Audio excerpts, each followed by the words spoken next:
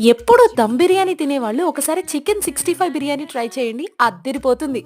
Chicken marination కోసం రుచికి సరిపడా ఉప్పు, పసుపు, కారము, ధనియాల పొడి, garam masala, 1 spoon corn flour, 1 spoon maida, 1 spoon అల్లం వెల్లుల్లి పేస్ట్, 1 స్పూన్ పెరుగు, నిమ్మకాయ రసము, అలాగే ఒక కోడిగుడ్డు వేసి బాగా కలపాలి. ఇప్పుడు ఒక హాఫ్ అన్ అవర్ మ్యారినేట్ చేస్తే సరిపోతుంది. హాఫ్ అన్ అవర్ తర్వాత చికెన్ ని మంచి రెడ్ కలర్ వచ్చేంత వరకు ఫ్రై చేయాలి. ఇప్పుడు ఇంకో కడాయిలో కొంచెం ఆయిల్ వేసి అందులో సన్నగా తరిగిన ఆనియన్స్, పచ్చిమిర్చి, కరివేపాకు, కొత్తిమీర వేసి ఫ్రై చేయాలి.